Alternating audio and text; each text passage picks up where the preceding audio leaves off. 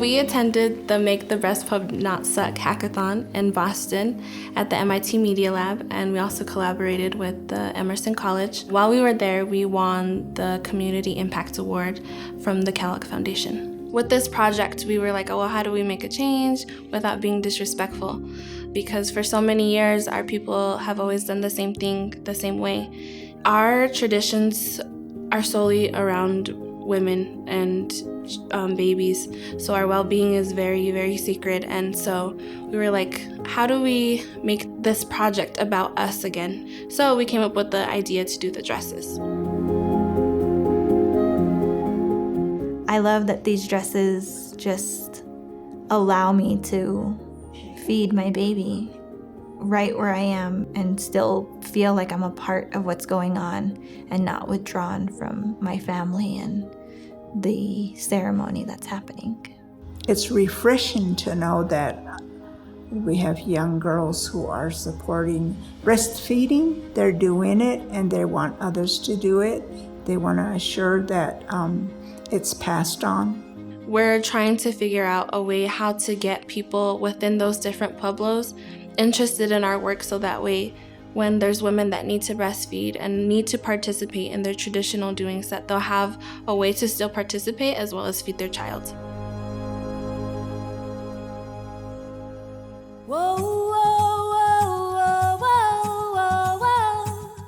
As mothers, it's completely taught to us, and the moment you hold your child, you want everything in the world for your baby. You want the complete best for them. I know my mom did that for me, even in the struggles she faced in her breastfeeding journey and in formula feeding me and my sisters.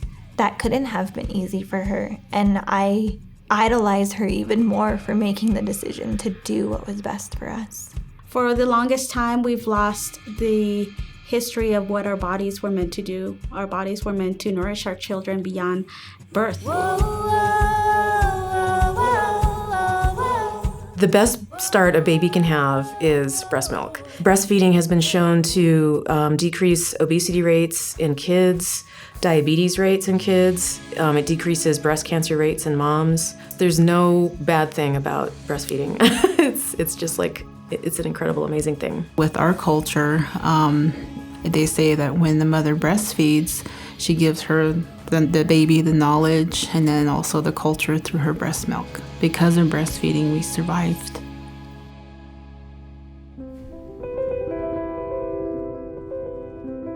It's a lineage of breastfeeding. A lot of our mothers, their grandmothers breastfed, and then their mothers breastfed. And then somewhere in there, it was interrupted, maybe because of work or, just didn't have the support. The breast is so sexualized that it's kind of seen as inappropriate when it's like, no, like, how do you think we've survived this long? We didn't, always have formula. We didn't always have bottles. How do you think we've come this far? It's because of your mother's breastfeeding you, and it's almost like I would want to say like tradition.